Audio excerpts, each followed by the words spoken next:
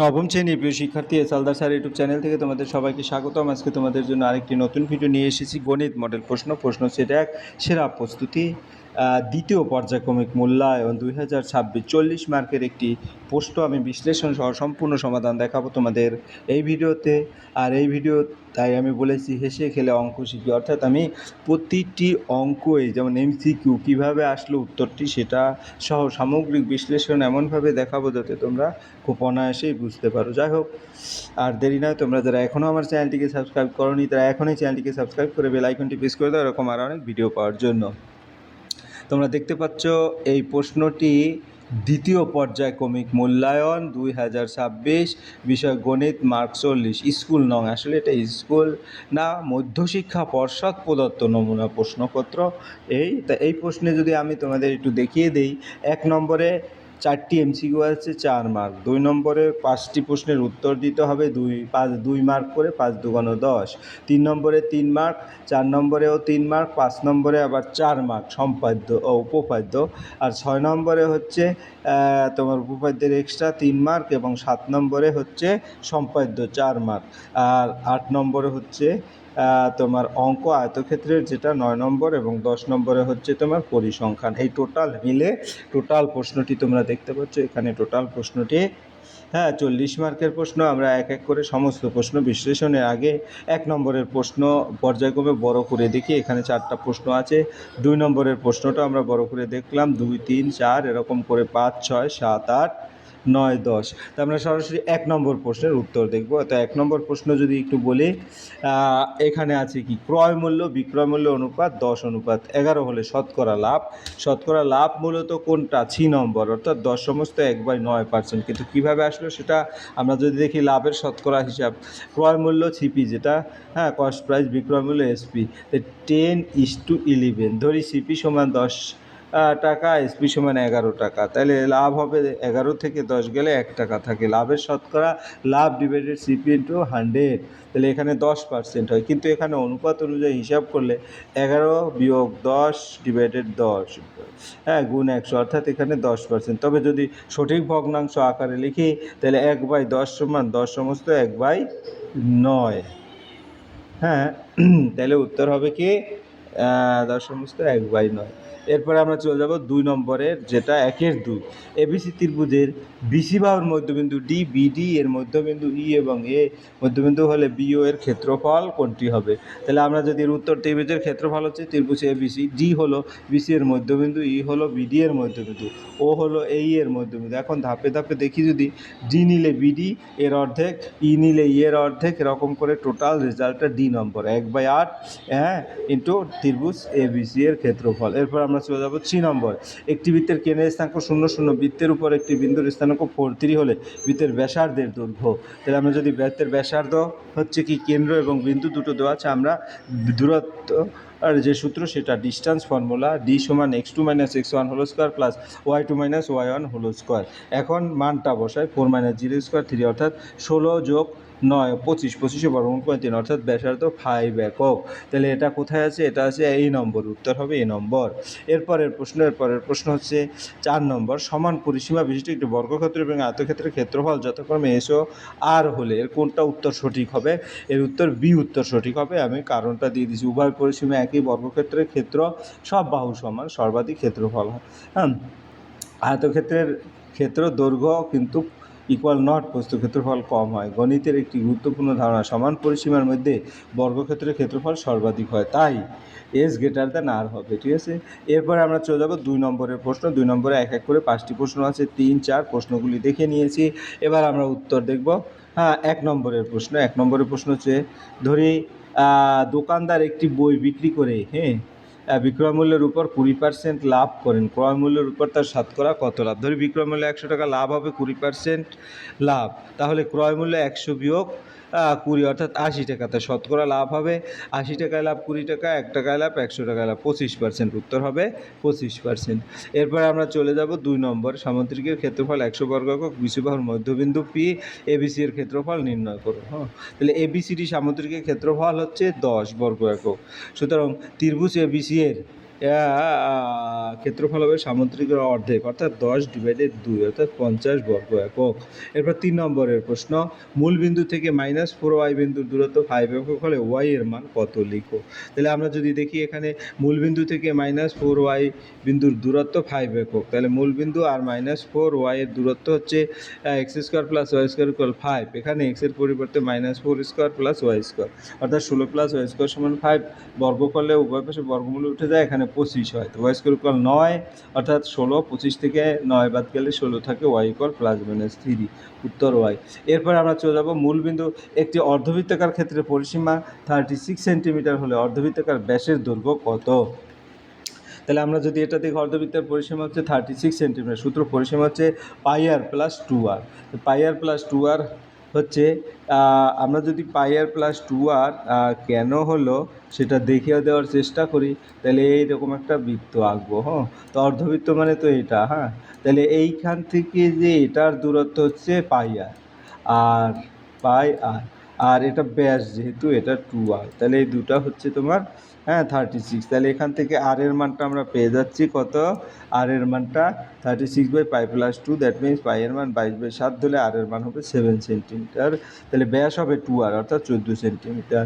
এরপরে আমরা চলে যাব পরের প্রশ্ন। পরের প্রশ্ন কি বলছে, একটি অবিচ্ছিন্ন পরিসংখ্যা বিভাজন তালিকা একটি শ্রেণীর মধ্যবিন্দু m এবং উচ্চ শ্রেণীর সীমা u হলে নিম্ন শ্রেণীর সীমাটি কত। তাহলে আমরা যদি উত্তরটা দেখি, মধ্যবিন্দু m, উচ্চ সীমা প্লাস নিম্ন সীমা ভাগ 2, তাহলে u + l আপার আর লোয়ার / 2, তো এল সমান হবে 2m - u অর্থাৎ নিম্ন সীমা হবে 2m - u। এরপরে আমরা চলে যাব 3 নম্বরের প্রশ্ন। 3 নম্বরের প্রশ্ন মূলত কি বলেছে দেখি, 20%, 10% এবং 5% পরপর ছাড়ের সমতুল্য ছাড় কত হবে। আমরা যদি দেখি, পণ্যের আসল দাম 100 টাকা, প্রথম ছাড়ে 20%, তাহলে 20% অফ 100 অর্থাৎ এখানে 20 টাকায় নতুন দাম হবে 80 টাকা। এরপরে দ্বিতীয় ছাড় 10%, এইবার 80 টাকার উপর 10% ছাড়, দ্যাট মিনস 10 অফ 80, তাহলে এখানে 80 করলে 8 টাকা অর্থাৎ নতুন দাম হবে 72 টাকা। তৃতীয় ছাড়ে 5%, এবার 72 টাকার উপর কিন্তু 5% ছাড়, তাহলে তোমার ছাড় 5% অফ 72, তাহলে 5/100 × 72 ক্যালকুলেশন করে 3.6 অর্থাৎ নতুন দাম হবে 72 - 3.6, এই 68.4 টাকা। তো মোট ছাড় আসল দাম মাইনাস শেষ দাম, তাহলে 100 - 68.4 31.6 টাকা। তার সমতুল্য ছাড় পার্সেন্টেজে যদি বলি 31.6%, চূড়ান্ত উত্তর হবে 31.6। এরপরে আমরা চলে যাব পরের প্রশ্ন, চলরাশি অথবা প্রতিস্থাপন পদ্ধতিতে। তাহলে এই অঙ্ক দুইটা 5x + 3y = 11, 2x - 7y = -12। তাহলে আমরা 1 এবং 2 সমীকরণ ধরি। এখন তারপর 1 নং সমীকরণ থেকে x এর মান বের করব। আমরা এটা প্রতিস্থাপন পদ্ধতি দেখাচ্ছি, ঠিক আছে। তাহলে 5x + 3y = 11, তাহলে 5x = 11 - 3y, x = 11 - 3y / 5 ধাপ 2, x এর মান 2 সমীকরণে বসাই, 2x - 7y = -12, তাহলে এখানে x এর মানটা 2 × 11 - 3y / 5 - 7y = 12। সমীকরণটি সরল করি, তাহলে 22 - 6y / 5 = 7y, উভয় পাশে 5 দিয়ে গুণ করি। গুণ করার পর যে রেজাল্টটা এখান থেকে দেখা যাচ্ছে -40y - 60 - 12, অর্থাৎ এখান থেকে y এর মান 2 পাবে। এবং ধাপ 5 যদি দেখি, y = 2 মেইন সমীকরণে বসাই দিলে বা যে কোনো একটা জায়গায় বসাই দিলে কিন্তু আমরা অনায়াসে x এর মান পাবো 1। তাহলে চূড়ান্ত উত্তর যদি বলে x = 1 এবং y = 2। এরপর আমরা চলে যাব পরের প্রশ্ন। পরের প্রশ্ন আছে 5 নম্বর, একটা উপপাদ্য আছে। উপপাদ্যটা আমি এখানে দেখিয়ে দিচ্ছি, যে সকল সামান্তরিক একই ভূমি এবং একই সমান্তরাল সরলরেখা যুগলের মধ্যে বস্তু তাদের ক্ষেত্রফল সমান। তোমরা এগুলি বারবার প্র্যাকটিস করবে। তারপর একটু সামান্তরিক ABCD তাহলে এবং সামান্তরিক EBCF, ঠিক আছে। একই ভূমি BC এবং একই সমান্তরাল সরলরেখা যুগল BC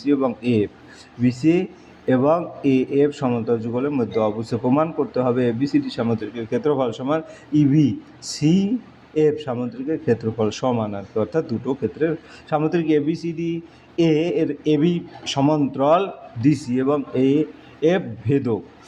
তাহলে এটা যদি হয় তাহলে BA অনুরূপ কোণের যে ফর্মুলা, তারপরে এখানেও অনুরূপ কোণের 1 আর 2 অনুরূপ কোণের ফর্মুলা ABCD, এবং এর মধ্যে BAF = CDF 1 থেকে পেলাম, তো AB = DC, কাজেই AEB = DFC থেকে পাই, অর্থাৎ এই দুটো তখন সর্বসম বলতে পারি ABF সমান DCF। চতুর্ভুজ ক্ষেত্র ABCF এবং AB এর ত্রিভুজাকার ক্ষেত্র সমান চতুর্ভুজার ক্ষেত্র ABCF DCF ত্রিভুজের সামান্তরিক আকারের ক্ষেত্র। কাজেই আমরা এভাবে প্রমাণ করতে পারবো। এরপর প্রমাণ 2 নম্বর, প্রমাণ করো একটি ত্রিভুজের যে কোনো দুটি বাহুর মধ্যবিন্দু সংযোগকারী সরলরেখা তৃতীয় বাহুর সমান্তরাল ও অর্ধেক। তাহলে এই 2 নম্বরের যে উত্তরটা যদি আমরা দেখাই, এটাও কিন্তু উপপাদ্য তোমাদের দেখে 20 নম্বর যে উপপাদ্য সেটা ভালো করে দেখলেই কিন্তু তোমরা এখানে ক্লিয়ার। ধরা যাক ABC ত্রিভুজের AB, এবার ভালো করে পড়ে নেবে। এরপর আমরা চলে যাবো পরের প্রশ্ন 6 নম্বর। ABC এর AD মধ্যমার উপর, এটা একটা এক্সট্রা উপপাদ্য, P যে কোনো একটি বিন্দু প্রমাণ করো ত্রিভুজ ABP ইকুয়াল ACP ত্রিভুজ। তাহলে আমরা এটা প্রমাণ করার জন্য প্রমাণ করতে হবে ABP ইকুয়াল ত্রিভুজ ACP। AD হলো মধ্যমা, ত্রিভুজ কি ABC ত্রিভুজ এর মধ্যে AD হচ্ছে মধ্যমা, এবং D হলো BC এর মধ্যবিন্দু, এই ডিটা হচ্ছে BC এর মধ্যবিন্দু। তারপর BD সমান DC, অর্থাৎ ABD যেহেতু মধ্যবিন্দু CD বা DC। প্রমাণ BP এবং PC একই সরলরেখা অবস্থিত, অর্থাৎ BP DC একই সরলরেখা। A থেকে BC এর নামানো লম্ব অর্থাৎ উচ্চতা H দুটি ত্রিভুজের জন্য একই। তবে ABP এবং ত্রিভুজ ACP এর মধ্যে ভূমি যথাক্রমে BP ও PC এবং উচ্চতা একই। ত্রিভুজের ক্ষেত্রফল হাফ ইন্টু ভূমি ইন্টু উচ্চতা, তাহলে যেহেতু উচ্চতা সমান H একই, ক্ষেত্রফল সমানুপাতিক ভূমি। BD equal DC, BP equal PC, তাহলে ত্রিভুজ ABC এবং ACP এর ক্ষেত্রফল সমান ত্রিভুজ ABP এবং ACP। তাহলে ত্রিভুজ ABP এর ক্ষেত্রফল half into BP H, ACP এর ক্ষেত্রফল half into PC minus H। তো BP সমান PC, H সমান একই, ক্ষেত্রফলের সমান, কাজে ABP ত্রিভুজ ACP। এরপর আমরা চলে যাবো পরের প্রশ্ন। পরের প্রশ্ন হচ্ছে তোমার 7 নম্বরের প্রশ্ন। 7 নম্বরের প্রশ্ন একটা সম্পাদ্য। তাহলে 6.5 সেন্টিমিটার বাহু বিশিষ্ট, তোমার 6.5 সেন্টিমিটার যদি বলি, এই যে এটা হচ্ছে 6.5 সেন্টিমিটার বাহু বিশিষ্ট একটি ত্রিভুজ অঙ্কন করতে হবে যা 45 ডিগ্রি। তাহলে প্রথমে AECB, এটা কিন্তু একটা 6.5 সেন্টিমিটার বাহু বিশিষ্ট একটি ত্রিভুজ অঙ্কন করা হলে তারপরে মধ্যবিন্দু নির্ণয় করা হলো। এ থেকে একটা 45 ডিগ্রি আঁকা হলো এবং বি এর উপরও একটা 45 ডিগ্রি এঁকে তারপরে কি করা হলো, তারপরে সমান্তরাল সরলরেখা টানা। তাহলে অঙ্কন সমবাহু ত্রিভুজ BCEF অঙ্কন করা হলো, যার BC এবং CE এবং B সমান 6.5 সেন্টিমিটার এবং BCE এর সমান ক্ষেত্রফল সে সামান্তরিক ABCD অঙ্কন করা হলো, ABCD, যার BAD সমান 45 ডিগ্রি। এরপর আমরা চলে যাবো পরের প্রশ্ন। পরের প্রশ্ন হচ্ছে 8 নম্বর প্রশ্ন। 8 নম্বর, আয়তক্ষেত্রের জমির কর্ণের দৈর্ঘ্য 15 মিটার, দৈর্ঘ্য প্রস্থের অন্তর 3 মিটার, জমির পরিসীমা ক্ষেত্রফল নির্ণয় করো। আয়তক্ষেত্রের পরিসীমা ক্ষেত্রফল, দৈর্ঘ্য L এবং প্রস্থ B দেওয়া আছে, কর্ণ 15, কাজে L² প্লাস B² সমান 15 আমরা। তাহলে A² প্লাস B² 225, বা আরও দেওয়া আছে L মাইনাস B সমান 3। তাহলে এটাও যদি করে L সমান B প্লাস 3 মানটা বসিয়ে দিলে, ক্যালকুলেশন করলে এখান থেকে B² plus 6B plus 9A plus B whole square সূত্র প্লাস B²। তাহলে এখান থেকে ফাইনালি যেটা দাঁড়ায় B plus 12 B minus 9 equal 0। তো B এর মান 9, ধনাত্মক মান, কাজে L ইকুয়াল 9 প্লাস 3 অর্থাৎ 12। তাহলে পরিসীমা হবে 2 into L plus B, 12 plus 9 অর্থাৎ 42 মিটার। ক্ষেত্রফল হবে দৈর্ঘ্য গুণ প্রস্থ 12 ইন্টু 9 108 বর্গ মিটার। তাহলে হয়ে গেল উত্তর। এরপর আমরা চলে যাবো 9 নম্বরের প্রশ্ন।